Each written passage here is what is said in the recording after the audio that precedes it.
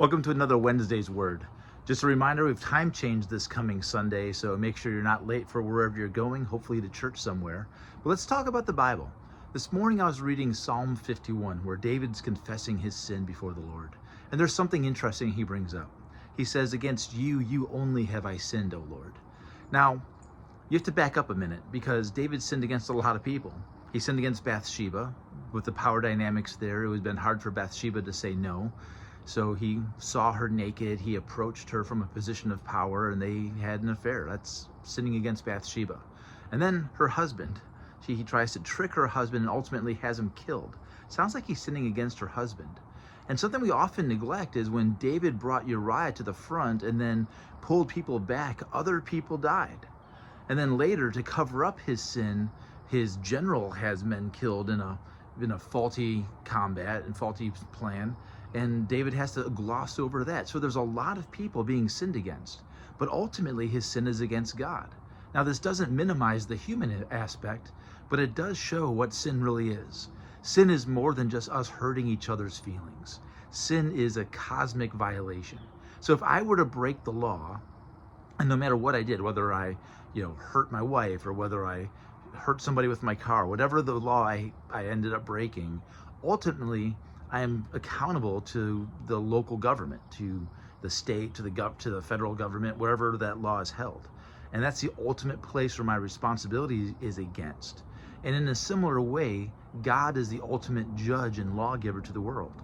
And so when God says to love others as you love themselves, then part of that is don't commit adultery, don't kill, don't bear false witness, all things that David did. God is the law holder. And so God is the most offended party because it's his perfect love and his image that's being tarnished in Bathsheba and Uriah and all the others, but also tarnished in David.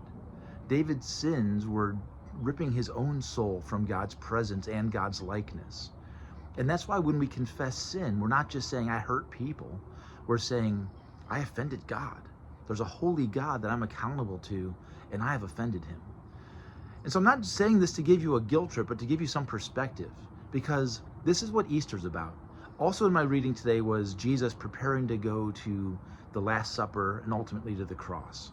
It's Maundy Thursday is what they're celebrating. They're going to find the place to celebrate the Last Supper. He's predicting that he's going to be betrayed, to be handed over to vicious men who will tarnish the image of God. They will commit murder. They will commit false witness. They will sin against Jesus. And by sinning against Jesus, they are putting all of our sins on Jesus. When Jesus is on that cross, he hung there for David's sin of adultery and murder and lying.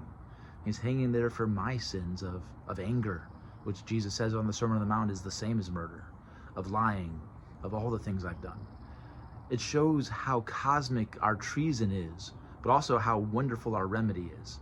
That God wouldn't just say, well, it's no big deal. It is a big deal. It's such a big deal that he sent his only son, the son that he loved, to die on a cross to save us from our sins. And that's the story of the Bible. The story of the Bible is a loving God who made us in his image, and we shatter that image. But God himself steps in to save us.